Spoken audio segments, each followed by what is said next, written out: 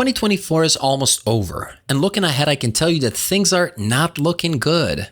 With Game of the Year awards just around the corner, you can't help but look back on the year and wonder if anything revolutionary even came out this time around. Of course, I know Activision Blizzard charging $80 for an 8-hour campaign and rehashed multiplayer is certainly revolutionary. Well, they can stick their $80 up their ass because I'm playing it on Game Pass. That even rhymed. Game of the Year awards will go to Goku and Chinese Goku? Wait, what do you mean Chinese Goku? Yes, feel free to look it up. We got a monkey? Check. Power pole? Check. Flying cloud? Check. Approaching gaming as a newcomer has never been so easy because you can just go to a store and buy a pre-built PC or a console, and stores are easily accessible to buy online games. However though, for seasoned gamers, gaming appears to be a bigger headache than ever. With greedy corporate practices and AAA titles suppressing creativity, we really have nowhere to look but in the direction of indie titles. So, what's the answer to this? Is the situation really that bad, and can it even be helped? No. Thanks for watching, I guess. Wait, which question did I answer?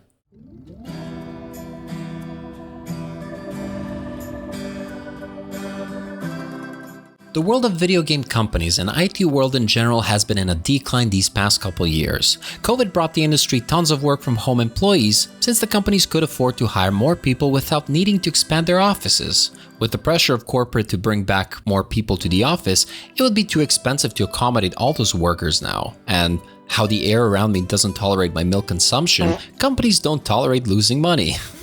So massive layoffs happen, and layoffs mean more reorganizing and giving more work to those who remained while trying to meet harsh deadlines set to please the board of directors and shareholders. And trust me, those deadlines are as optimistic as me wiping my ass 10 times and not expecting Japanese flag on my toilet paper. And what is the result? It's raw, Melissa! Undercooked, unfinished dookie. I'll feed you some buzzwords now. Game-breaking bugs, performance issues, frequent crashing. More often than not, like a storm bidding you farewell with a delayed sound of thunder, games get postponed or even completely cancelled. You wait and you wait and you wait, and for a little more you wait. And then it comes, the game you spend your hard-earned money onto. You run towards your PC as if Diddy is putting baby oil on his hands. And while you're downloading the game, you read early reviews, but all of them have those words that you've been really afraid of. Plays too safe. Doesn't try anything new. Don't buy until the problems are fixed. A few moments later, you're this close to pressing the request a refund button. Every publisher's goal is to maximize profits, and they try to do that by basically making games that everyone will enjoy, or at least that's what they think. You know, it's kind of like being the funny person of the class and being good with everyone, but best friends with no one. And just like I can't distinguish farts from diarrhea, all the open world games feel the same to me. All of them fill the map with tons of clutter, make you feel kinda obligated to clear the markers, hoping you will get better gear or new abilities. They think that tricking us into thinking the game has enough content will make us happy with our purchase, because who really wants to spend $70 for a 15-hour game, am I right? Especially if you're not someone like me, who doesn't replay games that often.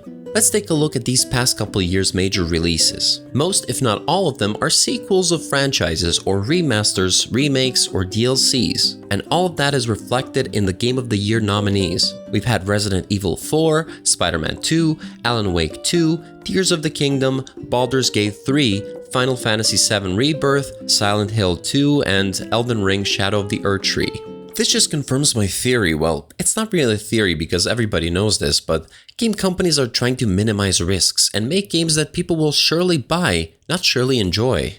I'm not saying the games I mentioned are bad. On the contrary, I played most of them and they were really great, but they're all just a continuation of a formula that has been proven to sell well. Maybe games stay the same because the systems we play on mostly stayed unchanged for the past 20 years. Just take a look at controllers, for example. We've got arrow buttons, 2 sticks, back and trigger buttons, and 4 face buttons, and that's pretty much it. Sure, we've certainly gotten fancy vibrations that feel extra nice with the controller on your crotch, adaptive triggers, and some motion controls, but those mostly just slightly elevate our experience. They don't change the way we play games. Do most games play similarly because we've used same controllers our whole lives? I'd say that's a question for another video, but it's a good starting point to talk about You eat food from Chum Bucket for 4 months just to save up some money to buy PC parts to upgrade your PC. And you walk into a store and you say, "Shut up and take my money." You bust the fattest load sniffing the piece of plastic likely made by Chinese kids. You plug that sucker in and fire up your potential time machine because you're so convinced you'll play so much that 5 years will go by like it's nothing. And then it happens, the blue screen of bad breath. Go brush your teeth. Modern day GPUs and CPUs sound really great on paper until either or both fry your motherboard. There's a term called silicon lottery, but it's not the kind of lottery where you scratch something and you get the money, but it's not that kind of lottery. I'm serious. It's quite the opposite actually. You pay and something scratched shows up, and I'll tell you, spoiler alert, it's your head. Because you don't know what's wrong with it, meaning even identical CPU models can behave very differently. Your CPU might be unstable with factory speeds, and if you're a casual PC gamer, you might not even know what's going on. Your main metric for deciding on a CPU isn't performance anymore, but whether it will be stable or not, and even then, you might not know for sure. So then you probably think, actually, I can just buy a PS5 Pro for the price of a high-end graphics card. It's cheaper and it's better than PC gaming. Well, not really. I feel like this is a weird time for console gaming as well, because consoles are never high-end when they come out compared to their PC counterparts. But this time around, the gap feels a lot more drastic. Simple were the times when you would just fire up a game, you would play it on 20 FPS because you had no other choice, and you were still having fun. Now consoles are chasing modern TVs, they're advertising 4K and even 8K fucking capabilities. Bro, my PS5 box has 8K written on it and it runs games below full HD. This is madness. And because modern hardware cannot run the latest and optimizes pieces of shit at those optimistic resolutions, they use upscaling, which is basically using machine learning or AI to fake a high resolution. And to be completely honest, sometimes it works really well and sometimes it doesn't, just like with the PS5 Pro's pisser in some games. And now you don't only choose between a resolution or performance mode, many games introduced something in between, and then you have even more options for players who have screens with variable refresh rates, which means your refresh rate will go up and down based on the frame rate, which makes the games feel smoother even with fluctuating frame rates. So what does all of this mean? Traditional game consoles are turning into desktop PCs, well, sort of. Nintendo is kinda doing their own thing, so I'm not touching that with a 10-foot pole. But hey, they started something really fantastic and it's called handheld gaming. Steam, MSI, Asus, Lenovo, and Ayaneo, they all jumped on the handheld bandwagon and it's kind of changing the gaming industry in my opinion. And like all the kids in my class copying my homework, our blue and green boys decided to go for it too. Both Sony and Microsoft announced they're making dedicated handheld systems. Sorry Portal, the only portal you're going through is my window. I'd say handheld gaming is very promising, especially for people with busy lives who cannot afford to sit in front of a screen and play games for hours on end. Instead, you can just play on your handheld pretty much anywhere, take a break whenever, and later come back and continue right where you left off. If you ask me, that's pretty neat.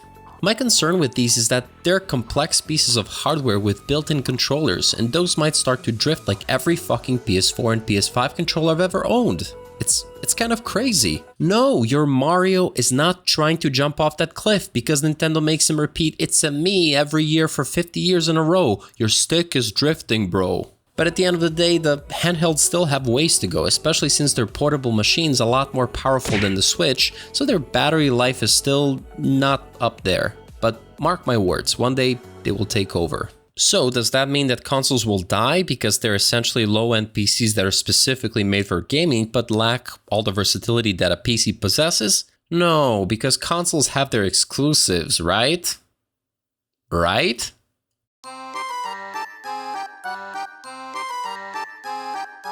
Hey, look at me. I got the latest God of War game. How you gonna play it on your fridge-looking ass console? Meh, joke's on you. I got the latest Halo game just now. It will never come out on your alien tower-looking ass console. Alright folks, does anyone here have a good idea how to boost our sales and earn more money? We could introduce more season passes. We could have more loot boxes. We could enlarge our potential audience by releasing our games on other platforms.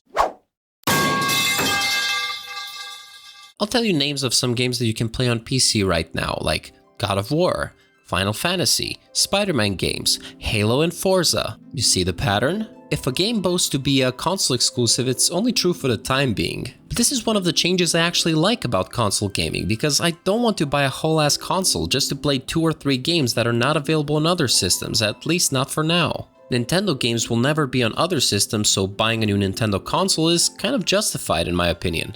Also, we have a big problem with optimization. Many studios are ditching their in-house engines in favor of the ones most commonly used, like any of the Unreal engines. Also, every open world game now is trying to introduce a huge interactive open world that somehow feels like a step backwards, both in functionality and performance.